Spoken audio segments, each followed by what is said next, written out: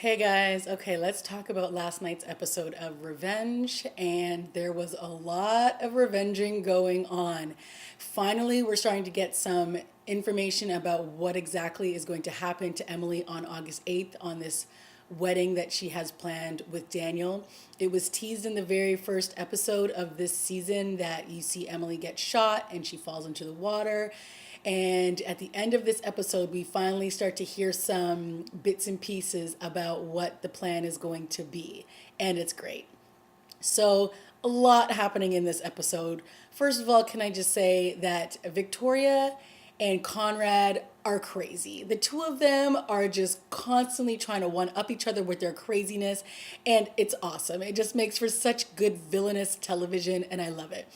Basically, Conrad spent this whole episode trying to, tell Victoria that he was going to sell the house and that he had a buyer and that they were about to, basically, the house was going to go into escrow in like 3 weeks. And Victoria was having none of it because she basically was convinced that he was trying to sell part of the house and not give her any of, like, basically do it in a devious way where she wasn't going to get any profits from it.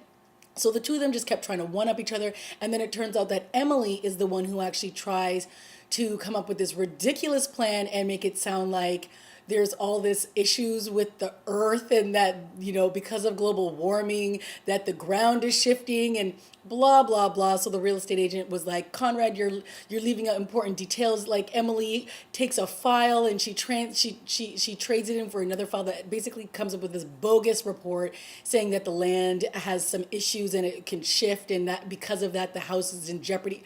Oh, it's just so ridiculous. And it's all fake. And Emily, of course, is the one behind all of that scheming because in order for her plan to work, basically the Graysons need to be in that house and they both need to be there together. So at one point, even Victoria was threatening to leave. And Aiden comes up with this plan to take her to this warehouse where all these like gold bars, literally these gold bars are all stacked up in this warehouse. And she's basically he tells her, look, your fortune is still here. Conrad has just been hiding it. I mean, these two are just completely whacked and it's hilarious. In other revenge news, Charlotte apparently is up to some serious scheming of her own. So she is not very happy with Emily. And she wants to break up her and her brother Daniel. So she comes up with this plan to bring back Sarah, who we were once told about in the very first season.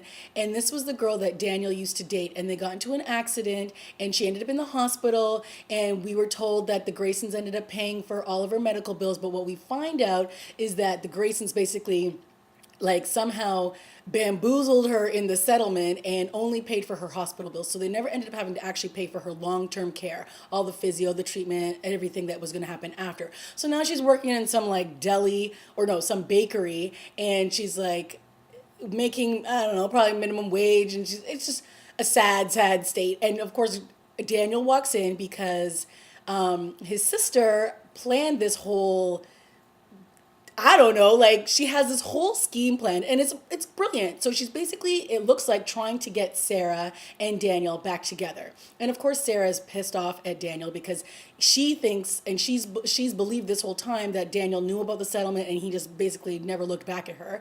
And he's like, I didn't know, I never read it, I didn't pay attention, I just thought you were taken care of. So now it looks like the two of them are going to be back on the road to discovering one another, which makes Charlotte very happy because clearly somebody really pissed in her cornflakes and that person is Emily. So she's trying to do everything she can to protect Jack. She's also trying to do everything that she can to protect the baby, but clearly Charlotte is getting some serious thumbs up for some scheming. I'm liking it. Okay, so Jack now is of course kind of useless in this episode. He basically goes to Conrad and tells Conrad the truth about the accident and that Patrick was actually behind the whole thing. And of course, we've seen this budding relationship happen between Jack and Nolan, or Noel. Nolan. So we've seen this budding relationship happen since season one. And Nolan is all of a sudden hooking up with Patrick, and he tells Jack, and Jack's like, Patrick is bad news. You do not want to be anywhere near him. I just don't trust him. So he says, I'm going to take care of this. You need to end it with him, but I'll end it for you. It's kind of like this weird, I didn't really like the scene at all because it just kind of came out of nowhere. Like, Jack and Nolan have this bromance, but it just felt weird. Like, he was like, oh, you need to stay away from Patrick. He's so bad news. Like, I don't know. It just felt out of place. So anyways, Jack goes to tell Conrad, and he's like, after I tell you this better squash the beef that is going on between the two of us because I'm over you. And he tells him the truth. And then, of course, Conrad tells Victoria that he knows that her little prodigal son is the one who tried to kill him, and he's going to deal with him. So, of course, Victoria gets all, oh my God, you can't touch my son, my favorite Patrick. So she tells Patrick to get out of Dodge and tells him to go to this airport and he's going to be taken somewhere else and blah, blah, blah. Come back when it's safe and I'll help you and I'll protect you and I'll answer all your questions later. Bye, Patrick. See you later. So Nolan basically tears a strip off of Emily/Amanda. He's like, listen, I'm over you. I'm over all this planning, this scheming. It's now affecting my life because I like Patrick. And I'm tired of you trying to control everybody, me, Aiden, Jack. And you tried to have all of us working for you, but without all of us knowing. And now basically the ish has hit the fan and the jig is up and we all know what's going on. And he basically tears the strip off of her. And he's basically like, listen, I love you, but I'm done with you. And so it was a really nice scene because it's like, finally, someone's putting Emily in her place. So now we end the episode with Emily basically coming back and putting her tail between her legs and apologizing to Jack and apologizing to Nolan and saying, listen, you are my favorite people and I don't want to lose you in these next 5 weeks. Let's all be on the same page. No secrets, no lies. And in order for my plan to work, I need to disappear forever without a trace.